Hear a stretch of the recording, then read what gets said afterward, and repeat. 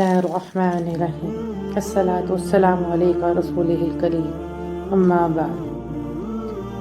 ہمارے نبی کریم صلی اللہ علیہ وسلم نے ارشاد فرمایا کہ تم لا الہ الا اللہ محمد رسول اللہ صلی اللہ علیہ وسلم کثرت سے پڑھا کرو، یہ کلمہ توحید ہے۔ تو کلمہ توحید شیطان کو دبلا کر دیتا ہے، اس کو حقیر، ذلیل، رسوا کر دیتا ہے۔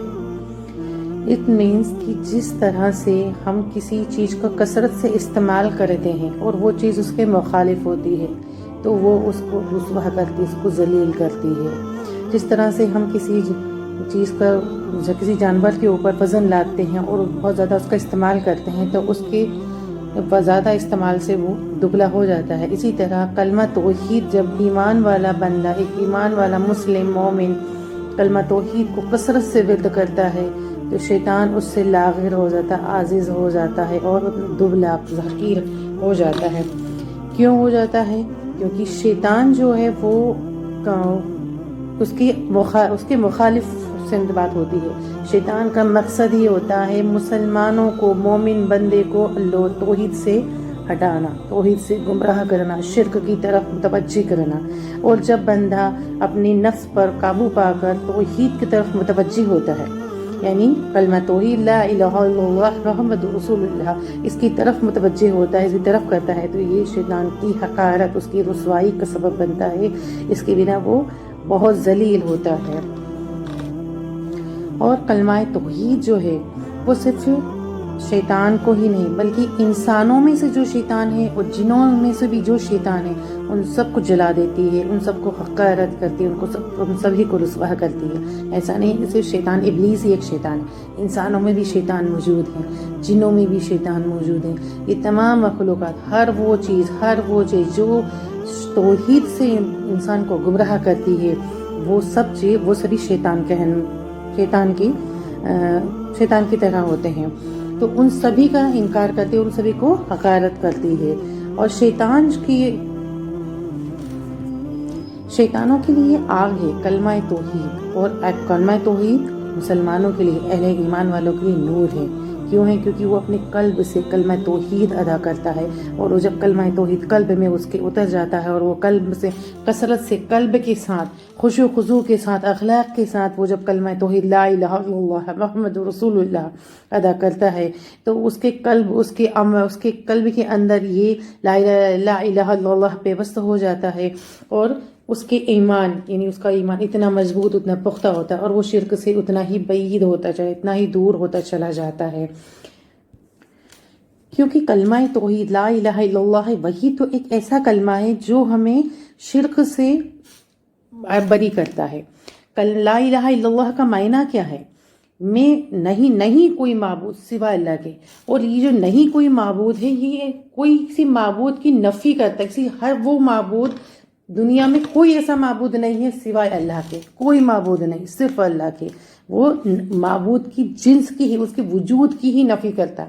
یہ نہیں کہتا کہ فلاں اس میں کوئی ایک خاص کوالٹیز، اس کی صفت کی ہی انکار نہیں کرتا۔ وہ انکار کس کا کرتا ہے؟ اس کے وجود کا، اس کے وجود، کوئی معبود کے وجود کا ہی انکار کر رہا ہے۔ لا الہ الا اللہ محمد رسول اللہ، اس کے وجود کا انکار کیا جاتا ہے یہاں پر۔ تو وہ وجود کا جب ہم انکار کرتے ہیں تو ہم اس پر ایک سیکنڈ کل ہم یہ بھی بات کرتے ہیں الا اللہ کہہ کر کہ اللہ کے سوا کوئی اور معبود ہے ہی نہیں۔ تو اب جب کوئی اور معبود نہیں ہے تو بندہ کسی اور کی طرف متوجہ ہوگا ہی نہیں، اپنی حاجت، اپنی تکلیف، اپنی پریشانیاں، اپنی ہر حال میں اللہ کی طرف ہی متوجہ ہوگا اور کسی اور کے سامنے پیش نہیں ہوگا، کیونکہ وہ جانتا ہے کہ ہر چیز کا خالق اور مالک صرف خدا تعالیٰ واحد، صرف ایک اللہ ہے، کوئی اور معبود نہیں ہے۔ اور جب کبھی وہ گمراہ کر دیا جاتا ہے، شیطان اس کو برگلا دیتا ہے، تو وہ کیا کرتا ہے؟ پھر لا الہ الا اللہ پڑھتا ہے، یعنی پھر اس کا قلب پھر سے نور سے، ایمان سے منور ہو جاتا ہے، اور اس کو پھر سے اس کا دل پھر سے احساس کرتا ہے کہ نہیں، میں نے یہ غلط کیا، کوئی شرک کر دیا، یا میں نے کسی اور سے کسی مخلوق سے متوقع کر لیا۔ غیر سے کسی متوقع کر لیا میں کیا معنی ہوتا ہے اس کا؟ اٹ مینس کہ ہم جب ہماری عموماً دنیا میں ہمارا طریقہ کار ہوتا ہے ہمارا کہ ہمیں کوئی حاجت کوئی ہوتی ہے اور ہمیں لگتا ہے کہ یہ اس کو پورا کر سکتا ہے، پھر چاہے وہ کوئی بھی ہو. ایک مجھے جاب کی ضرورت ہوتی ہے تو ہم کیا کرتے ہیں کہ فلاں انسان ہمیں جاب دے سکتا ہے تو ہم اس کی چاپلوسی کرتے ہیں یا اس کی بٹرنگ اس کی پالشنگ کرتے ہیں, اس کے ساتھ سامنے ریکویسٹ کرتے ہیں, اور دل میں کہیں نہ کہیں یہ اعتماد یقین آ جاتا ہے کہ یہ مجھے جاب دے سکتا ہے یا جاب دلوا سکتا ہے, یا اس ذریعے کے میں سے میرا رزق حاصل مجھے ہو سکتا ہے, اس ذریعے سے میری نوکری لگ سکتی ہے, اس ذریعے سے میرا فلاں کام ہو سکتا ہے, یا یہ فلاں بندہ ہے جو مجھے ان پریشانیوں سے نجات دے سکتا ہے. تو کہیں نہ کہیں شرک کے مادے میں آتے ہیں, یعنی ہم نے اللہ کے ساتھ کسی کو شریک کر دیا. کیسے شریک کر دیا؟ ہر چیز کی قادر ذات مطلق صرف ایک اللہ واحد ہے, اور وہ واحد پر ہم نے اس میں تھوڑا ہم نے شرک کر دیا کہ ہمارا اعتماد جو ہے وہ اللہ کے علاوہ کسی اور کی طرف گیا. کسی اور سے ہم نے امید کر لی, ایکسپیکٹیشنز کر لیا کہ فلاں شخص ہے وہ میری جاب لگوا سکتا ہے, اور اس سے میری جاب جب لگ جائے گی تو میرا رزق آمدنی میری شروع ہوگی, اور میرا حالات پریشانیاں دور ہو جائیں گی, یا میرا کوئی اور مسئلہ ہے تو وہ ٹھیک ہو جائے گا. یا ویسے ایک بیماری جب انسان کو ہمیں عطا ہوتی ہے تو ڈاکٹر کے پاس جاتا ہے اور توقع کرتا ہے کہ فلاں ڈاکٹر سے مجھے ٹھیک کر دے گا, میں فلاں ڈاکٹر سے ٹھیک ہو جاؤں گا, یا فلاں دوائی سے میں ٹھیک ہو جاؤں گا.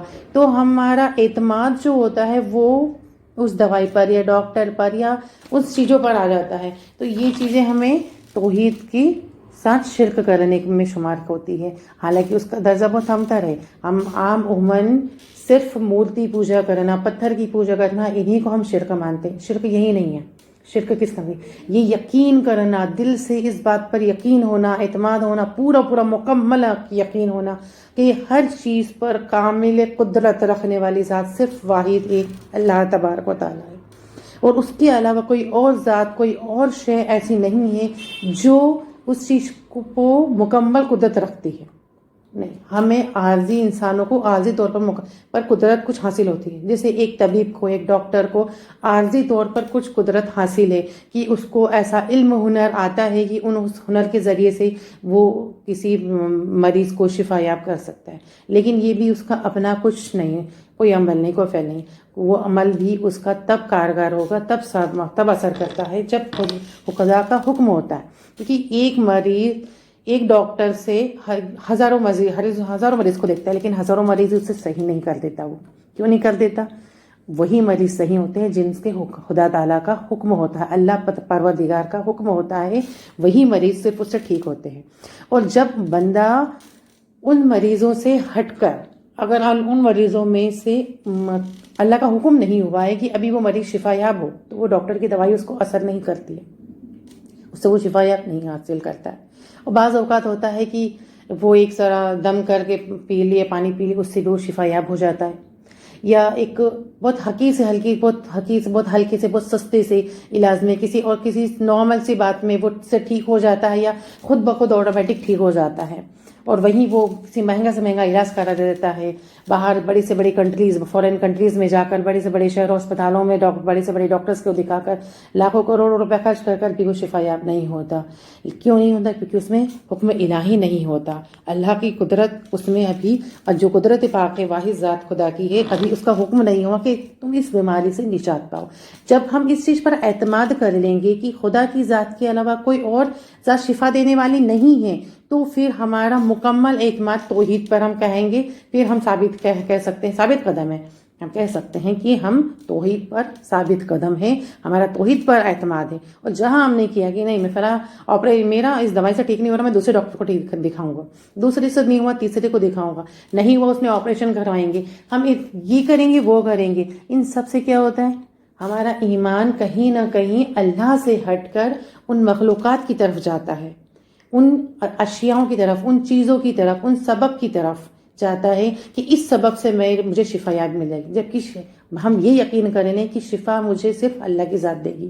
اسی طرح اور تمام معاملات میں, ہماری روزی روٹی میں, ہمارے رزق میں, ہمارے آل و اولاد میں, کسی بھی دکھ مصیبت پریشانی میں, غم رنج غم مبتلا ہونے میں, جب ہم ہر چیز پر قادر مطلق ذات اللہ پر اگر اعتماد کریں, اسی پر یقین کریں, اور یہ اعتبار کریں, یہ یقین کر لیں پختہ طور پر کہ ہر چیز سے مجھے اگر کسی پریشانی میں مبتلا ہوئے ہیں تو وہ مبتلا سے, اس پریشانی سے, اس بیماری سے, اس مبتلا میں سے نجات دینے والا مجھے صرف خدا ایک واحد ہے، کوئی اور ذات نہیں ہے. جب ہمارا یہ کامل مکمل یقین ہوتا ہے تو ہم وہ توحید پر پختہ ہیں، ہمارا یقین پختہ ہے، ہمارا ایمان پختہ ہے، اور توحید ہی ہمارا ایمان ہے. ہم اسی پر ایمان لاتے ہیں، لا الہ الا اللہ محمد رسول اللہ. ایک مسلمان کا ایمان اسی پر ہے. یہ کلمہ ہماری ایمان کا ہمارا جز ہے، بیسک جز، بیسک بنیاد ہے. اور جب یہ کمزور ہے تو پھر آگے کی تو سوال ہی نہیں اٹھتا. یہ ہماری بیسک نیو ہے. جب نیو کمزور ہوگی تو عمارت کا تو تصور بھی نہیں کیا سکتا کہ وہ اسٹرانگ ہو سکتی ہے. تو اس لیے بیسک ہمیں کس پہ محنت کرنی ہے؟ ہمارے ایمان کو درست کرنے کی، ہماری اصلاح درست، ہماری ایمان کی اصلاح کرنے کی. اور وہ اصلاح کیسے ہوگی؟ ہم اپنے ایمان کو پختہ کریں گے اور ان سے شرک کے تمام طریقوں سے ہم نجات چھٹکارا پائیں گے. ایک بہت بیسک سے چھوٹی سی مثال میں آپ کے سامنے پیش کرتی ہوں کہ ہم عموماً ہمارا یہ یقین ہوتا ہمارا کہ میرا سر درد ہو رہا ہے، مجھے سستی آ رہی ہے، مجھے تو میں چائے پی لوں گی تو میں فریش ہو جاؤں گی. لیکن ہمیں وہ چائے فریشنس نہیں دیتی. حکم خدا ہوتا ہے تو ہمیں فریشنس ہوتی ہے. ادروائز کسی کو چائے سے وہ نقصان بھی ہو جاتا ہے، کسی کو ایسیڈیٹی ہو جاتی ہے، کسی کوئی اور مرض میں مبتلا ہو جاتا ہے، الگ طریقے کسی کی نیند اڑ جاتی ہے، کسی کو پھر رات میں نیند نہیں آتی ہے، یا مختلف قسم کی اور کئی طرح کی بیماریاں اس کو پیدا ہو جاتی ہے. تو وہی چیز ہمیں جو فائدہ دیتی ہے وہ بحکم خدا سے، اور وہی چیز ہمیں نقصان دے رہی ہے وہ بھی بحکم خدا. تو ہمارا اعتماد اگر خدا پر ہوگا تو وہ ہمارے لیے فائدہ مند ہے، اور ہمارے لیے وہ دنیا اور آخرت دونوں جہان کا ہمارے سبب بنے گی. کہ کیونکہ یہی ہمارا جو ہمارے یقین ہے، ہمارا اعتماد ہے، صرف ہمارے یہی ہمارا اسی پر دار و مدار ہمارا وہی رہے گا، اور اس پر ہی بنا پر ہم عمل رہیں گے، اور یہی ہمارے دنیا اور آخرت کے سبب ہے. اور اگر ہم نے اس چیز کو اعتماد کر لیا کہ نہیں ہمارا فلاں سبب چائے سے میرا سر درد ٹھیک ہو جائے گا، فلاں انسان میری جاب لگوا سکتا ہے، فلاں انسان میری فلاں دکھ مصیبت سے نجات دے سکتا ہے، تو یہ چیزیں جب تک اعتماد ہمارا رہے گا ہمارا ایمان اتنا ہی کمزور رہے گا. یا پھر اگر کسی نے مجھے کوئی تکلیف پہنچائے تو ہم پرٹیکولر اس مخصوص اس شے سے، اس انسان سے، اس ذات سے نفرت کرنے لگتے ہیں، اس کو برا کہنے لگتے ہیں کہ اس انسان نے مجھے تکلیف پہنچائی، اس کی وجہ سے میرا برا ہوا، میرا نقصان ہوا، یا میرا ایکسیڈنٹ ہوا، یا سم تھنگ کچھ بھی کسی بھی طریقے سے مجھ سے میرا برا کیا، میری غیبت ہی کی، میرے ساتھ کچھ بھی برا کیا. نہیں، ہم یہ یقین کریں، ہم یہ اعتماد کریں میرے رب چاہتا تھا کہ میرے ساتھ فلاں برا ہو، میری غیبت کی جائے، میرا ساتھ برا معاملہ کیا جائے، میرا کوئی ساتھ کوئی پریشانی میں مبتلا ہوں، یا میری پٹائی ہو جائے، یا پھر میرا کوئی ایکسیڈنٹ ہو جائے. جب یہ کوئی بھی مسئلہ میرے ساتھ پیش آیا تو کسی انسان وہ صرف ایک ذریعہ بنتا ہے، اس ذریعے کو ہم اصل ٹارگٹ مان کر اس سے نفرت کرنے لگتے ہیں. اگر اس سے ہم ہٹ کر صرف یہ مانیں کہ یہ میرے خدا کی مرضی تھی، میرے خدا کا حکم تھا، اس لیے مجھ تک یہ تکلیف پہنچی، پھر وہ چاہے ذلت کی ہو، رسوائی کی ہو، یا ہماری دکھ مصیبت ہم پر پہنچنے کی ہو، یا کوئی بیماری ہم پر لگنے کی ہو، یا ہمارا ایکسیڈنٹ ہی ہونے کی ہو، تو ہم جب اس چیز کو اعتماد کر لیں گے کہ یہ میرے خدا کے حکم سے ہوا ہے تو میں اس انسان سے بھی ہم نفرت نہیں کریں گے. اور اس کا دوسرا فائدہ بھی پتہ ہے کیا ہوگا؟ کہ وہ بندہ ہم اس سے نفرت کرنے لگتے ہیں، اس کو برا بھلا بولنے لگتے ہیں، تو اس کے دل میں بھی ہمارے لیے برائی آتی، اور ہم معاشرے میں ایک برائی کا پیغام بھیج دیتے ہیں، نفرت کا میسج دنیا میں پھیلا دیتے ہیں، جانے انجانے میں ہی پھیلا دیتے ہیں. لیکن وہیں اس کے اپوزٹ اگر ہم اس کو خدا کی طرف رجوع کرتے ہیں، خدا کی طرف متوجہ ہو کر کہتے ہیں کہ نہیں، مجھ پر اگر کوئی مصیبت بھی آئی ہے، چاہے فلاں کی کسی کو انسان ذریعہ بنا، اس ذریعے کو چھوڑ دیں، ہوا تو خدا کے حکم سے ہی نا، تو خدا نے اگر اس کے حکم سے ہوا ہے اور میں خدا کی رضا پہ راضی ہوں، کیونکہ ہوتا وہی جو میرا خدا چاہتا ہے. خدا کی مرضی کے بنا بندے کی اپنی کوئی مرضی نہیں، اپنی کوئی استطاعت نہیں، وہ نہ کچھ کر سکتا ہے، کچھ بھی اس کی اپنی استطاعت نہیں، وہ نہیں کر سکتا ہے. تو کیا چاہیے ہمیں کہ ہم اس کو چھوڑ دیں گے، اللہ پر یقین کریں گے نا، تو ہم اس بندے سے بھی، اس شخص سے بھی جس نے ہماری برائی کی ہے، غیبت کی ہے، اس سے ہمارا کوئی تکلیف، ہمیں کوئی نقصان پہنچی ہے، وہ بھی ہم اس سے بھی نفرت نہیں کریں گے، اور وہ بھی ہم سے نفرت نہیں کرے گا، بلکہ ہماری عزت کرے گا، بلکہ کہیں نہ کہیں وہ شرمندہ ہوگا کہ دیکھو یار، میں نے اس کی غیبت کی تھی، اس کو برا کیا تھا، اس کا برا چاہا تھا، فلاں اس کو نقصان تکلیف پہنچائی تھی، اور دیکھو اس نے مجھ سے کچھ بھی نہیں کہا، اور یہ مجھ سے اسی محبت اخلاق سے پیش آ رہا ہے. تو اس کا دل کہیں نہ کہیں اور آپ کی طرف مائل ہوگا، وہ آپ سے حقیقی محبت کرنے لگے گا. تو ہم اس طرح سے دنیا میں اور ایک محبت کا، حقیقی محبت کا پیغام بھیج رہے ہیں. ہم وہاں اس کے اپوزٹ کریں گے تو ہم اس کی نفرت کا پیغام بھیج رہے ہیں. اور اسی کے ساتھ ہی ہم اس کلمہ کا ورد اور اپنے ایمان کی اس اصلاح کو اپنے قول کے ساتھ ساتھ ہم اپنے فعل سے بھی، اور اپنے اخلاص کے ساتھ، اپنی اس کی پیورٹی کے ساتھ مخلص ہو کر جب ہم یہ عمل کریں گے، یعنی ہم جب کلمہ کی توحید پڑھیں گے اپنے زبان سے ادا کرنے کے ساتھ اپنے قلب سے بھی، اپنے دل میں بھی اسی چیز کا اعتماد کریں گے، لا الہ الا اللہ محمد رسول اللہ، اور یہ ہمارے قول کے ساتھ ہمارے فعل میں بھی، ہمارے عمل میں بھی چیز ظاہر ہوگی، اور ہمارے اتنی پیورٹی، اتنے اخلاص کے ساتھ ہمارے اندر آئے گی، تو وہ چیز ایک اثر دے گی. اور وہ اثر کیا دے گی کہ اس سے جو ہمارے عمل، جو بظاہری عمل ہمارے دکھائیں گے، اور ہمارے اندر جو برائی، نفرت، گناہ اور شیطان کی جو آگ، شیطانی وسوسے جو ہمارے اندر ان سب کو مٹا دے گی، ان سب کو ختم کر دے گی، اور ہمارے اندر ایمان کا نور پیدا، کیونکہ نور اور آگ، شیطان آگ سے بنا ہوا ہے. جب ہمارے دل میں شیطانی وسوسہ پیدا ہوتا ہے تو ایک ہمارے اندر ایک آگ سے ہمارے اندر ایک آگ سے صفت پیدا ہوتی ہے. تو ہم نے کئی بار محسوس کیا ہوگا جب ہمیں شیطانی وسوسہ ڈالتا ہے تو ہمیں کیا ہوتا ہے؟ غصہ آتا ہے. اور غصہ کس سے آتا ہے؟ شیطان دلاتا ہے، وہ آگ سے بنا ہے. تو ہمارے اندر غصہ ایک آگ پیدا ہے، ہمارے اندر جسم میں ایک آگ ہے، اور وہ آگ شیطان نے. تو ہم جب اس آگ کو بجھائیں گے کس سے؟ اپنے ایمان کے نور سے. جب ہم اپنے قول فعل میں، اپنے عمل میں، اس میں اخلاص، پیورٹی جب لے کر آئیں گے تو وہ آگ کو بھی ختم کر دے گا، اور ہمارے دل کو، ایمان کو نور سے منور کر دے گا، اور ہمارا دل مکمل طور پر ایمان سے بھر جائے گا. اور پھر اس کا دوسرا فائدہ کیا ہوگا؟ یہ ہم منافقت سے بچیں گے. منافقت کیا ہوتی ہے؟ منافق وہ ہوتا ہے جو زبان سے تو اقرار کرتا ہے لیکن دل میں اس کے ایمان نہیں ہوتا، دل میں اس پر اس کا اعتماد نہیں ہوتا، یقین نہیں ہوتا. جب ہمارا دل میں اگر کلمہ توحید اتر گیا اور ہم نے دل میں اس چیز کو اخلاص کے ساتھ، پیورٹی کے ساتھ وہ عمل میں ہمارے سب ظاہر ہو گیا، تو منافقت کا تو کہیں شعبہ ہی نہیں رہا.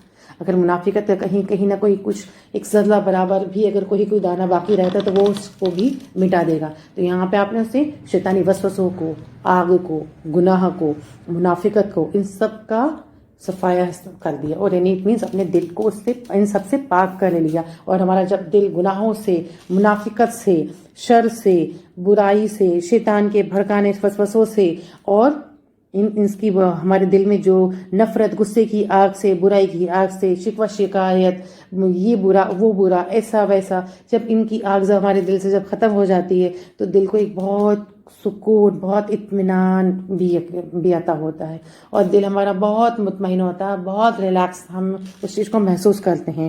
اور ہمارا کیوں کرتے ہیں؟ کیونکہ ہمارے دل سے تمام برائی شر نکل چکی ہوتی ہے، اور دل میں ایمان کا نور بس چکا ہوتا ہے، پیوست ہو چکا ہوتا ہے. اور جب ایمان کا نور پیوست ہو جاتا ہے تو اللہ رحمت، اللہ رب العزت اس کی خاص طور پر بہت مخصوص رحمت اس کے بندے کے اوپر نازل ہوتی ہے، اور وہ اپنی تجلیات، نور تجلی اس بندے کے اوپر ڈالتا ہے، اور اس کے دل کو اور منور کر دیتا ہے. جو بھی کچھ اس کے اندر کچھ اور دوسری قسم کی کوئی اور بھی برائی موجود تھی، کچھ اور بھی اس کے اندر کچھ جو بھی دل کے اندر جو بھی برائی تھی، وہ سب کچھ اللہ تعالیٰ اپنے نور سے، اپنے تجلیات سے اس کو صاف کر دیتا ہے، اس کو کلیئر کر دیتا ہے، بالکل کلین اور پاک صاف کر دیتا ہے، اور اس کو پاک صاف کے ساتھ اس میں منور کر دیتا ہے، وہ نور سے چمکنے لگتا ہے. اور وہ دل جو ہوتا ہے جو بالکل اللہ کے لیے مخلص ہوتا ہے، اور اس دل کے اوپر اللہ کی رحمت، اس کی تجلیات، اس کی نور کی تجلیات مسلسل اس کے اوپر آتی رہتی ہے. اور جس طرح سے آتی رہتی، جتنی تجلیات اس کی نور کی اس کے دل میں آتی رہتی ہے، وہ اللہ کا اتنا ہی قریب ہوتا جاتا ہے، اللہ کا قرب اتنا حاصل کرتا ہے. اور جس بندے نے اللہ کا قرب حاصل کر لیا،